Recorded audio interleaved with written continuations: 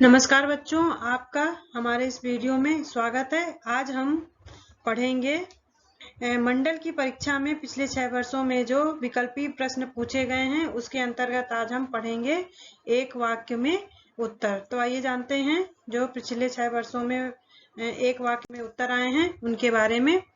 तो एक वाक्य में उत्तर है, पहला है हमारा इसमें, डेल्टाई भागों में सामान्यतः कौन सी मिट्टी पाई जाती है।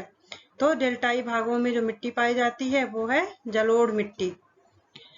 1857 के विद्रोह का तात्कालिक कारण क्या था। तो 1857 के विद्रोह का तात्कालिक कारण चर्बी वाले कारतूस थे। अगला है हमारा, संविधान में नागरिकों को कितने मूल अधिकार प्रदान किए गए हैं। तो संविधान में नागरिकों को 6 मूल अधिकार प्रदान किए गए हैं। भारत में बैंकों का राष्ट्रीयकरण कब हुआ। तो भारत में बैंकों का राष्ट्रीयकरण 14 जुलाई 1969 को हुआ। भारत में प्रथम पंचवर्षीय योजना कब लागू की गई। तो भारत में प्रथम पंचवर्षीय योजना 1 अप्रैल 1951 को लागू की गई।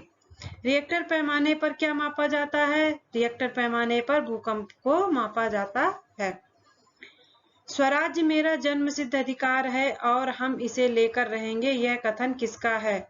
तो स्वराज्य मेरा जन्मसिद्ध अधिकार है और हम इसे लेकर रहेंगे, यह कथन है बाल गंगाधर तिलक का। अगला है हमारा, बेरोजगारी से क्या आशय है। तो बेरोजगारी से आशय है काम करने के लिए तैयार होने पर भी काम नहीं मिलना, यानी कि कोई व्यक्ति काम करने के लिए तैयार है फिर उसे काम नहीं मिल रहा है, यह है बेरोजगारी। अगला है हमारा, राष्ट्रीय उपभोक्ता दिवस कब मनाया जाता है। तो राष्ट्रीय उपभोक्ता दिवस 24 दिसंबर को मनाया जाता है। वस्तु या सेवा के खरीदार को क्या कहते हैं। तो वस्तु या सेवा के खरीदार को उपभोक्ता कहते हैं। 1857 के संग्राम के समय भारत के गवर्नर जनरल कौन थे। तो 1857 के संग्राम के समय भारत के गवर्नर जनरल लॉर्ड कैनिंग थे।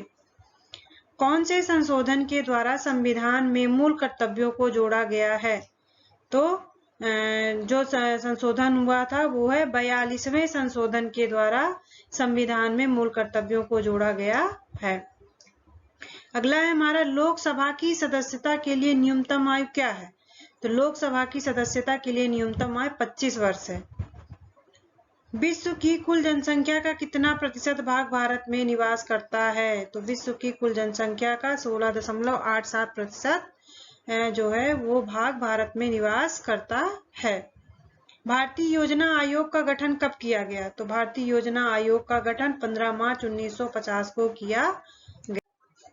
अगला क्वेश्चन है हमारा, हॉलमार्क किसकी गुणवत्ता को प्रभावित करता है। तो हॉलमार्क स्वर्ण आभूषण की गुणवत्ता को प्रभावित करता है।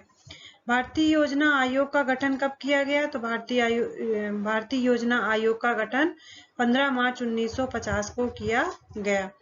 किस स्थिति में मौलिक अधिकार स्थगित किए जाते हैं। तो आपातकाल की स्थिति में मौलिक अधिकार स्थगित किए जाते हैं। रोलेट एक्ट कब लागू हुआ। रोलेट एक्ट 18 मार्च 1919 को लागू हुआ। मादक या नशीला पदार्थ किसे कहते हैं। तो ऐसे पदार्थ जिनके सेवन से मस्तिष्क शिथिल हो जाए, रक्त संचार तेज हो जाने से क्षणिक आनंद की अनुभूति होती है, उसको मादक पदार्थ या नशीला पदार्थ कहते हैं। बेरोजगारी का क्या अर्थ है। तो बेरोजगारी का अर्थ है काम करने के लिए तैयार होने पर भी काम नहीं मिलना। श्वेत क्रांति की शुरुआत किस राज्य से हुई। तो श्वेत क्रांति की शुरुआत गुजरात से शुरू हुई।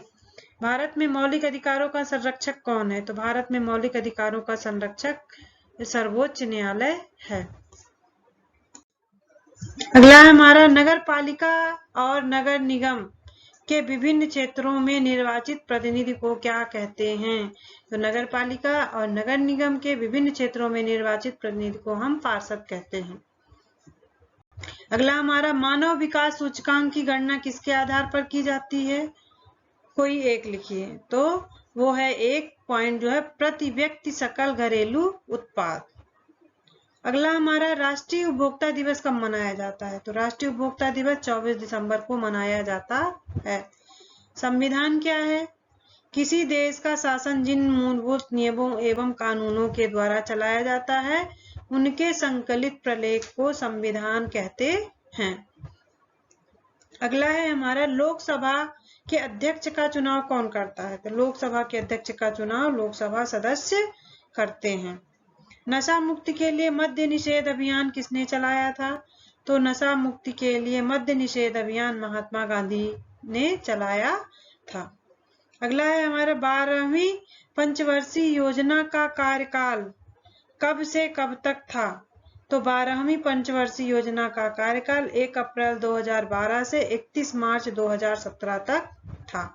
तो इस तरह से ये जो हमारे क्वेश्चन है एक वाक्य में उत्तर वो पूरे हो गए हैं। इनके क्वेश्चन और आंसर दोनों सामने लिखे हुए हैं, आप इनको अपने कॉपी में नोट करिए और इससे अपने परीक्षा की तैयारी करिए। ये बहुत ही इम्पोर्टेंट क्वेश्चन है जो आपके परीक्षा में काम आ सकते हैं। तो आप इन प्रश्नों को लिखें और अच्छे से अपने परीक्षा की तैयारी करें। धन्यवाद।